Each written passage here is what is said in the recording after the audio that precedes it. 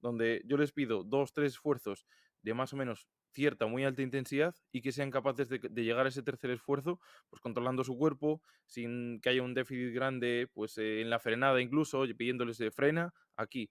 Por ejemplo, yo lo utilizo mucho en tareas de calentamiento o cuando hago la parte física del gimnasio, lo llevo un poco a pista después, los últimos 10 minutos, después de hacer el trabajo con sobrecargas.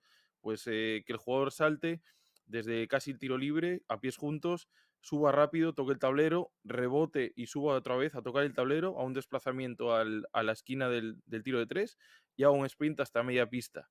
Y que sea capaz de frenar en media pista justo donde yo le digo la línea, justo sin pisar la línea.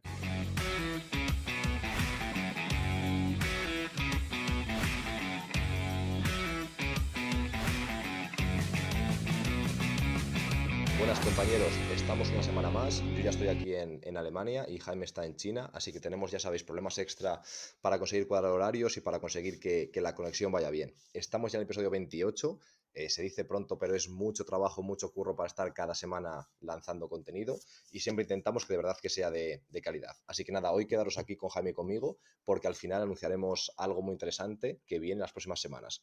¿Cómo lo ves, Jaime? ¿Qué te parece? ¿Qué tal suena? Muy buenas, pues suena muy bien. Aquí tratamos de seguir yendo semana a semana para daros lo mejor que podemos, para daros sobre todo cosas de actualidad. Tratamos de grabarlo casi al día para ir contando cómo nos va y cómo nos va con nuestros equipos, ahora que viene ya la pretemporada dentro de poco, y que os sirva realmente lo que estamos haciendo para que empecéis ya con vuestros equipos dentro de muy poquito, que ya vienen las pretemporadas y queremos que tengáis lo mejor y toda la información necesaria para que podáis dar los primeros pasos. Así que vamos allá. Perfecto, pues este episodio, como sabéis, es de preguntas y respuestas. Yo la verdad es que soy un friki de los podcasts. A mí me encanta tragarme podcasts de una hora y media, o sea, no tengo ningún problema, pero sé que la mayoría de la gente no es así. Entonces vamos a intentar que el podcast dure 25, con mucho 30 minutos. Tenemos tres preguntas muy interesantes y relacionadas con la misma temática, con el trabajo de resistencia, de conditioning en la pretemporada, periodo off-season y pretemporada. Así que vamos a por la primera. Y nos pregunta un compañero cómo, bueno, realmente se llama Fernando, un compañero portugués, y nos dice cómo progresaríamos en el trabajo de resistencia fuera de pista. Es decir, si haríamos solamente trabajo en pista o también haríamos algo fuera de pista. Entonces, ¿cómo lo ves tú, Jaime? ¿Tú solamente abogas por trabajar la resistencia en pista o crees que se puede hacer tareas también fuera de esta? Yo creo que esta es una pregunta muy interesante y creo que si la vemos con perspectiva de cómo ha ido evolucionando el baloncesto, creo que esta metodología o esta manera de hacer las cosas, el trabajo de resistencia, también ha ido evolucionando con lo que es el baloncesto moderno. Si nos fijamos o si hablamos con un preparador físico de años 80, años 90, incluso comienzos de los 2000, lo típico era pues ir a correr al monte, ¿no? Ir a correr al campo, al parque, lo que había y hacer mucho tiempo, mucho volumen, una intensidad quizá no muy alta, sino que es más acumulación, que bueno, más enfocado a lo que es el desarrollo aeróbico, que bueno, está bien quizás como una base, pero para mí, en mi opinión, a lo que es ahora mismo baloncesto, yo no lo recomendaría, aunque en equipos se sigue haciendo. Entonces, bueno, yo soy más de trabajarlo en pista, sobre todo hablado con el entrenador. Y está claro que al principio nos interesa meter ejercicios, una duración más larga, donde la intensidad quizá no sea tan alta, ir modulando tanto la duración de los ejercicios como la intensidad que le exigimos a los jugadores en pista en función de lo que vayamos queriendo trabajar la primera semana, segunda semana, hasta que alcancemos 3 semanas, donde yo creo que ya es un tiempo donde la acumulación más de eso ya no es interesante desde mi punto de vista.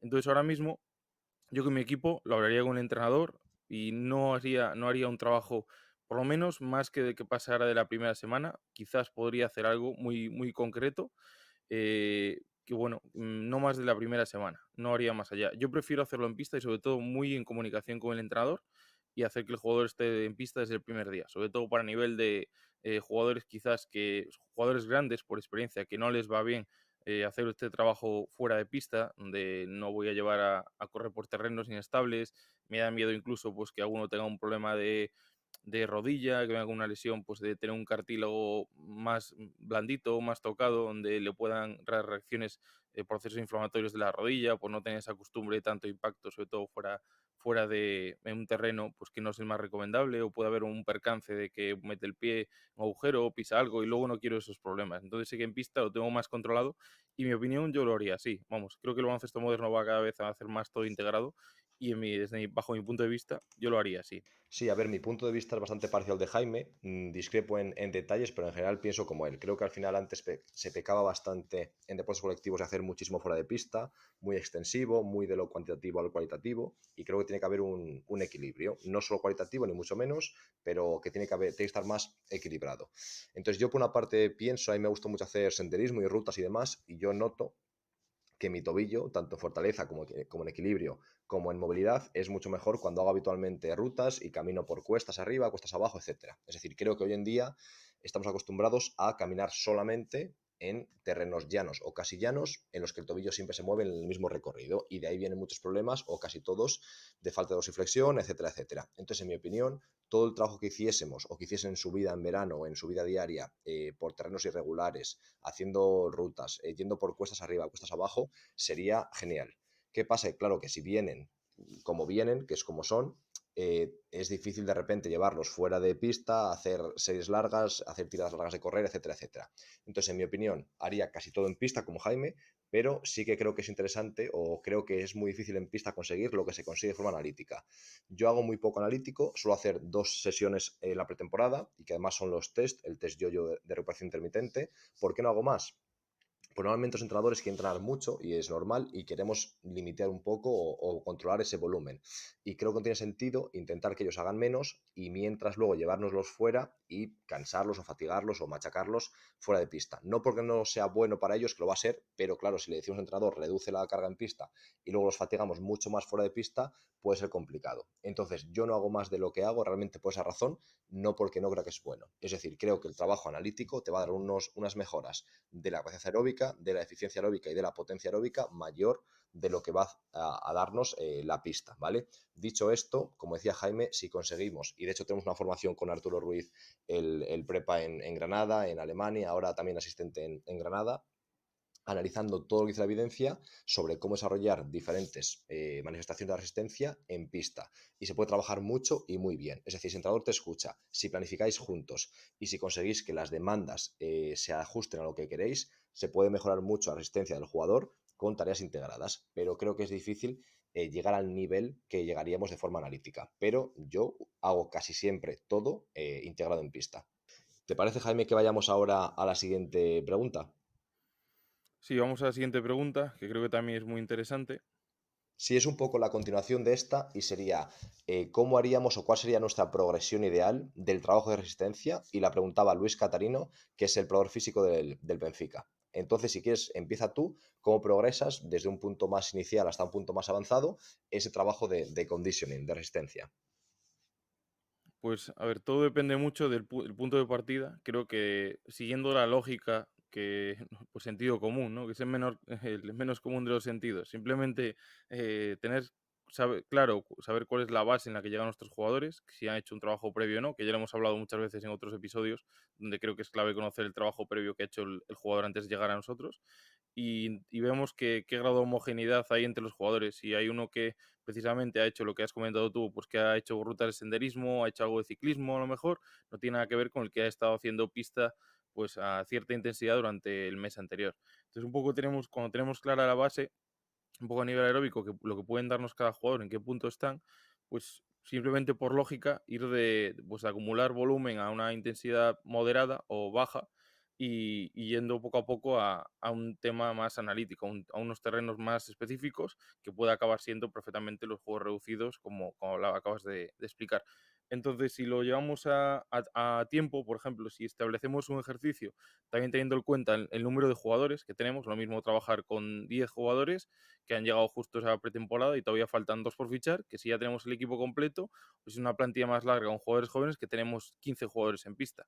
Entonces eso también nos va a afectar a la intensidad de las tareas. Entonces, si empezamos, por ejemplo, pues con 4 bloques de 5 o 6 minutos, un ejercicio sencillo de tiro, por ejemplo, un ejercicio que me gusta hacer en pretemporada, que es el típico creo que se hace en muchísimos equipos, que es con 3 jugadores en línea, estableces 4 líneas, por ejemplo, un jugador en línea de fondo, un jugador en media pista y un jugador en línea de fondo contraria, donde hay 2 balones. Entonces los jugadores que están en líneas de fondo son los encargados de pasar al que viene y de salir a tirar a la canasta contraria, hacer un tiro, cogen sus rebotes, se ponen a la cola bueno, esperan para pasar al que viene y así continúa. Entonces, si hacemos esto a diferentes intensidades, regulando el tiempo, me parece pues, un ejercicio interesante, sencillo, ¿vale? A la vez que hacemos otros ejercicios donde la intensidad sea menor que esta y acumulamos más tiempo, pues también tenemos que en cuenta el número de jugadores que tenemos. No es lo mismo hacerlo con 12 que hacerlo con 10, como hemos dicho antes. Y luego poco a poco pues nos interesa ir a tiempos más cortos, donde buscamos mayor especificidad y donde a través de los juegos reducidos quizá nos interesa subir mucho el nivel de intensidad. No sé si habéis probado alguna vez, por ejemplo, a jugar el 3x3 con reglas de 3x3, con las reglas oficiales digamos, de 3x3, donde es juego continuo, es súper intenso, muy intenso. Entonces, para determinadas situaciones nos interesa pues trabajar más eso. Entonces, vamos a hacer todo lo que es la transición, modulando la intensidad y el tiempo desde acumular todo el trabajo extensivo hasta llegar a un trabajo mucho más analítico y mucho más específico del básquet. Entonces, bueno, sería un tema mucho más amplio. Creo que es complicado decirlo en 2 3 minutos, pero un poco que sigáis la lógica que vosotros, y esto se va cogiendo también con experiencia, un poco con lógica de acumular mucho a menor intensidad y poco a poco ir subiendo la intensidad y reduciendo los esfuerzos. Entonces, no sé cómo lo ves tú, Álvaro, un poco en esta línea y qué métodos utilizas tú para trabajar esto con tus jugadores. Sí, yo estoy muy de acuerdo. Al final creo que la clave es, como decíamos, en esa formación de Arturo, que a mí me parece de mucha calidad, y hicimos también un artículo en el blog sobre ese tema. Al final creo que cuantas más herramientas tengamos, cuantas más tareas, como tú dices, que yo siempre intento hablar con compañeros como contigo para conocer nuevas tareas y ver cuáles se ajustan a lo que queremos hacer. Es decir, no creo que no tiene sentido, en mi opinión. Por ejemplo, imagínate que el entrenador no quiere esa tarea que tú has dicho y la hacemos realmente para mejorar la resistencia. A lo mejor tiene más sentido hacerlo fuera de pista, se tarda menos y controlamos mejor todo. Pero si conseguimos que le cuadre al entrenador y que nos cuadre a nosotros, es lo más eficiente. Entonces, ese tiene que ser, yo creo, que el principal objetivo. ¿Cómo progresaría yo? En primer lugar, intentaría empezar en verano, es decir, cuento con el periodo off-season, ¿vale? Ya cuento con que los jugadores los tenemos más o menos controlados en verano, aunque no estén con nosotros, y propongo un trabajo que vaya de más cuantitativo a más cualitativo, como decía Jaime, ¿vale? Pues, por ejemplo, empezar acumulando 20 minutos de trabajo efectivo en 4 series de 5, ¿vale? Luego, poco a poco, subimos a 25 o 30 minutos, aumentando las series a 7 8 minutos, con recuperaciones en torno a 2 minutos. Es decir, un trabajo más extensivo, más suave, con menor intensidad. Luego, cuando tengamos esa base aeróbica mínima, vamos a manifestaciones intermitentes que me gustan mucho más. El entrenamiento interválico, pues por ejemplo, series no al 100%, pero a un 85-90% de la máxima velocidad para ese tiempo. Por ejemplo, 45 segundos de esfuerzo, 45 de descanso. Luego, poco a poco, podemos ir aumentando la densidad. Jugamos con la densidad. 45 de esfuerzo, 30 de descanso. 45 de esfuerzo, 15 de descanso. Y después variamos los tiempos, pues por ejemplo, 30-30, 15-15, 20-20, luego 20-10, es decir, 20 de esfuerzo, 10 de descanso. Y ahí ya pedimos intensidad prácticamente máxima para el tiempo de esfuerzo, es decir, que busquen su 100% en ese tiempo. Creo que ese trabajo da una mejora de la potencia aeróbica que no te lo va a dar prácticamente ningún juego reducido. Y cuando han hecho eso en verano con una buena progresión, llegamos al trabajo en pista y con diferentes modificaciones de las normas, como dice Jaime y como comenta muy bien Arturo en su formación, podemos jugar con 14 segundos de posesión, con 24, con superioridades, inferioridades, con igualdades, con juegos reducidos, con toda pista, encadenando pistas, con diferentes normas extra. Pues por ejemplo, vale doble si consigues robar en campo contrario, entonces presionas y aumenta más la intensidad, o el entrenador pide un 2 contra 1 ante X jugadores, y con todo eso, manejándolo bien, y si podemos cuantificando la carga con diferentes métodos, podemos intentar continuar todo el trabajo hecho previamente y mantener o incluso mejorar aún más la potencia aeróbica. Si lo hacemos bien, que yo creo que se puede hacer bien, y algunos años creo que yo consigo hacerlo bastante bien con los entrenadores, a la hora del partido se suele notar que este equipo ha trabajado más ese aspecto aeróbico, ese aspecto de, bueno, aeróbico o anaeróbico también, la potencia aeróbica, la resistencia anaeróbica láctica, de lo que lo han hecho otros equipos. Entonces, en momentos concretos de worst case scenario, de esas 7 transiciones seguidas, de no pitar faltas, de minutos finales, creo que estaríamos por encima de los otros. Así más o menos lo veo yo, Jaime. ¿Cómo lo ves tú a rasgos general? ¿Estás de acuerdo conmigo o Sí, crees que totalmente de diferimos mucho? acuerdo. No, yo creo que más o menos, creo que por sentido común, lo que decía antes, acabamos en esto a través de los años, ¿no? De experiencia y lo vas viendo. A mí simplemente, por hacer una nota más, dar un apunte más, simplemente que yo busco, por ejemplo, ya cuando voy un poco más específico, es que los jugadores sean muy buenos en hacer un tercer esfuerzo sin casi despeinarse, por decirlo de alguna manera, ¿no? Donde yo les pido 2, 3 esfuerzos de más o menos cierta, muy alta intensidad y que sean capaces de llegar a ese tercer esfuerzo, pues controlando su cuerpo, sin que haya un déficit grande, pues en la frenada incluso, oye, pidiéndoles de frena, aquí. Por ejemplo, yo lo utilizo mucho en tareas de calentamiento o cuando hago la parte física del gimnasio, lo llevo un poco a pista después, los últimos 10 minutos, después de hacer el trabajo con sobrecargas. Pues que el jugador salte desde casi el tiro libre, a pies juntos, suba rápido, toque el tablero, rebote y suba otra vez a tocar el tablero, a un desplazamiento a la esquina del tiro de tres y haga un sprint hasta media pista. Y que sea capaz de frenar en media pista justo donde yo le digo, la línea, justo sin pisar la línea, que sea capaz de frenar bien con estabilidad. Y ese esfuerzo, yo busco que 2, 3, 4 esfuerzos muy específicos, con movimientos parecidos al juego real, no pierda calidad en el segundo, tercer, cuarto esfuerzo. Que cuando vuelva a subir a tocar el tablero sea reactivo y el tiempo de contacto sea bajo. Entonces, simplemente para un poco llevar todo lo que es la transición del trabajo muy general al trabajo más específico y buscar que los jugadores sean muy buenos en segundo, tercer y cuarto esfuerzo. Entonces yo eso, una forma que personalmente me gusta trabajar así. Sí, sí, yo lo veo muy interesante y de hecho yo hay veces que estos años he intentado mejorar y es algo que yo creo que no he conseguido trabajar todo lo que debería y es esa parte más, esa mezcla del trabajo puro de fuerza, por así decirlo, Ujú. de potencia máxima, de fuerza máxima, a un trabajo Sí, mixto, fuerza, RPA, ese Repeat Power Ability, esa eso es. resistencia a esfuerzos repetidos. Es decir, al final creo que es complicado porque obviamente genera más fatiga, pero creo que si no estamos dejando una especie de espacio sin llenar entre lo que es más trabajo puramente de desarrollar la potencia, la capacidad del jugador, ese motor, y lo que hay en pista, que es la resistencia a esas Ujú. capacidades. Entonces, lo que tú comentas, Eso es. esa habilidad de repetir 3 esfuerzos seguidos es muy interesante y en baloncesto se suele dar. En equipos que defienden bien, suelen tener una primera rotación y también llegan a una segunda rotación. Entonces, básicamente, con estos Ujú. esfuerzos, estás cubriendo los esfuerzos de ataque, de defensa, y luego con toda la base aeróbica que tienes, cualquier tipo de recuperación entre esos esfuerzos de alta intensidad. Eso es. Vale, Una de las pues así, claves si te parece, es esa. dime, Sí, perdona. sí, adelante.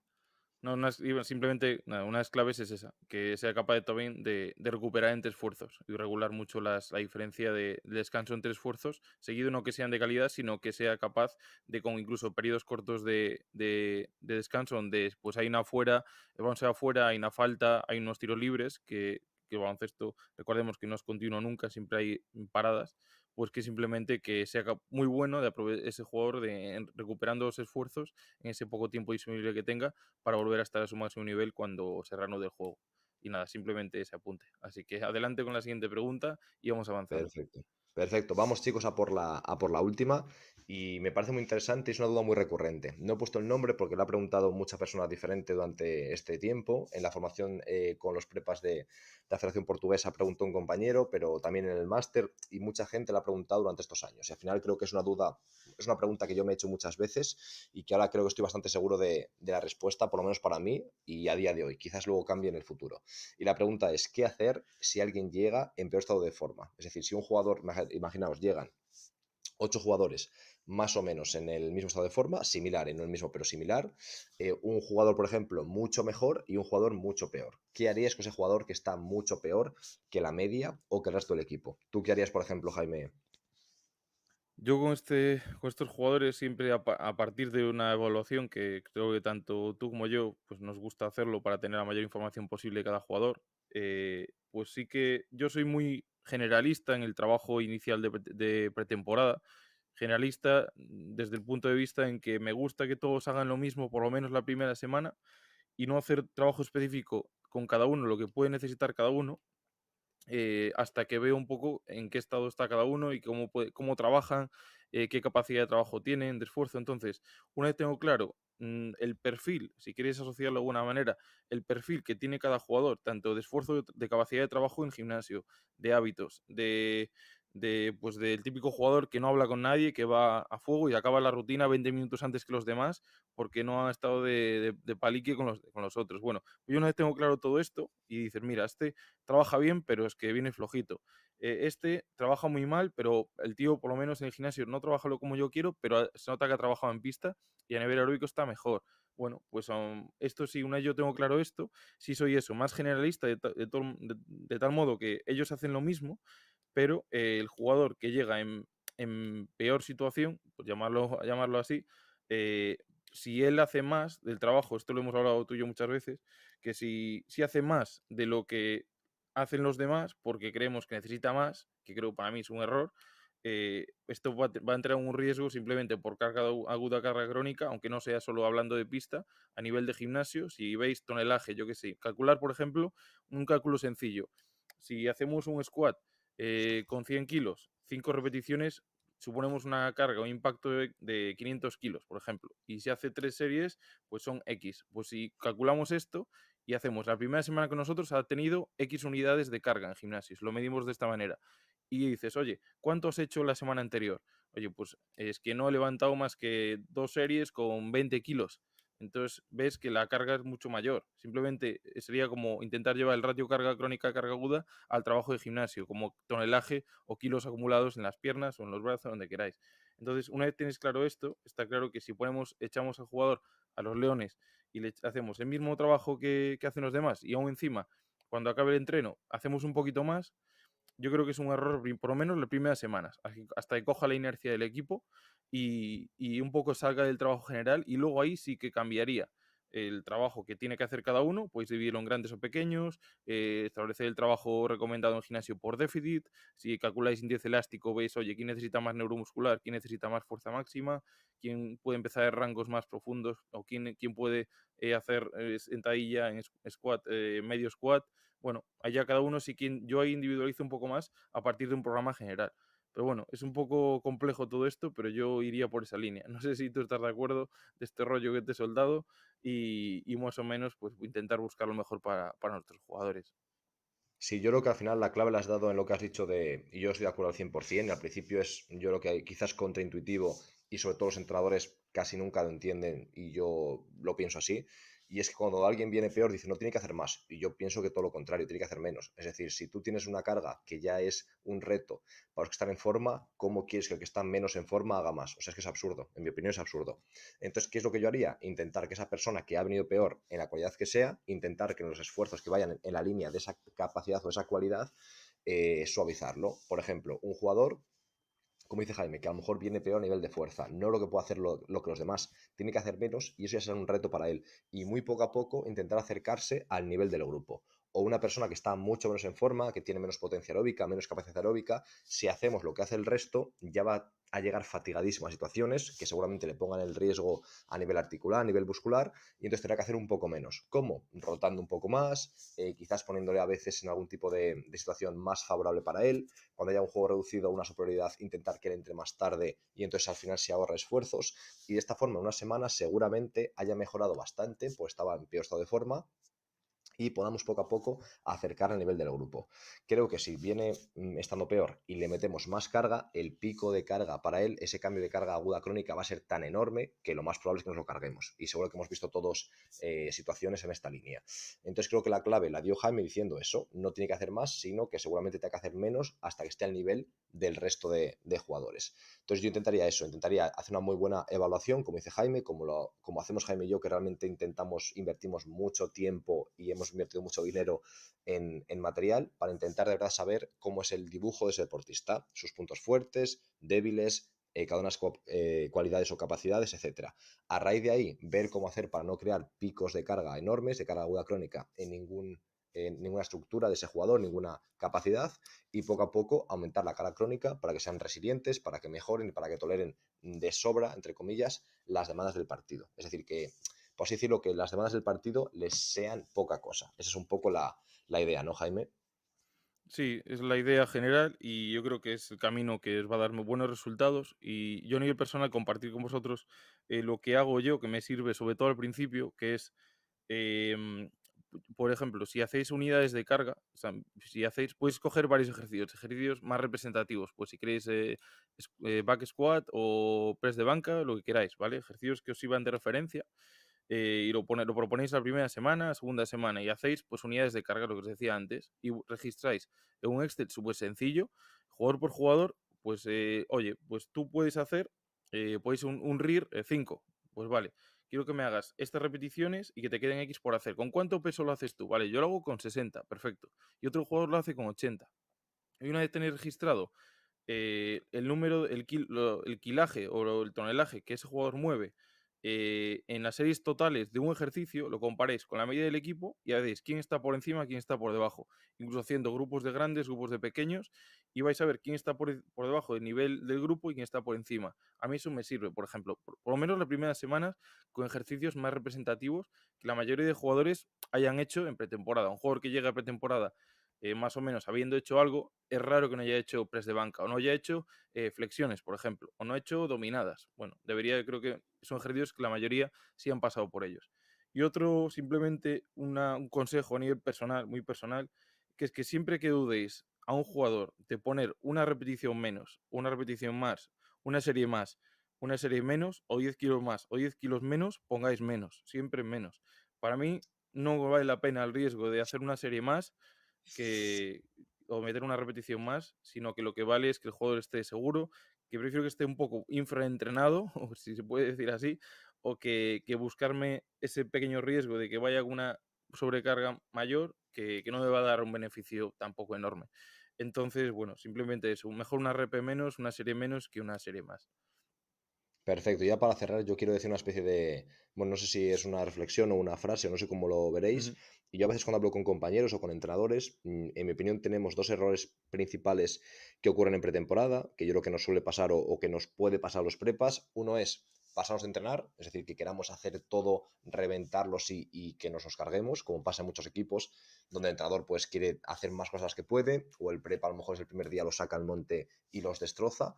Pero creo que el otro error es no entrenar suficiente. Es decir, entrenar, imaginad como en una semana normal de temporada. Creo que eso es un error enorme y que luego cuando lleguemos a la temporada no tenemos esa reserva de carga crónica que nos va a permitir después entrenar mucho más de lo que entrenaríamos sin esa acumulación grande de carga. Entonces hay que tener un buen equilibrio entre no entrenar demasiado, pero tampoco entrenar demasiado poco y sobre todo llegar a esa carga crónica elevada, que es el objetivo, ser capaz de tolerar mucha carga sin crear picos de carga. Es decir, ¿el objetivo cuál es? Lo podéis ver vosotros con una persona que va al gimnasio. Hay gente que puede hacer 55 minutos moviendo kilos en trabajo excéntrico y está bien, y gente que con 12 minutos es incapaz. ¿Por qué? Porque el primero llevará años creando esa carga crónica enorme que le protege. Entonces nuestro objetivo es, dentro de lo posible, crear una carga crónica muy buena, trabajo de fuerza, de cambio de dirección, de resistencia, etcétera, para estar muy en forma, pero llegar hasta ese punto sin crear picos de carga. Ahí está el arte mezclado con ciencia de su trabajo. Es complicado, pero es lo que se pretende. Conseguir estar muy entrenados, pero llegar a ese punto sin crear unos picos de carga enormes de una semana a la siguiente. Si te parece, Jaime, ya lo podemos hacer es decir la sorpresa que habíamos anunciado y ya despedimos el episodio de hoy. Básicamente, Adelante. la sorpresa es una formación gratuita que vamos a hacer Jaime y yo.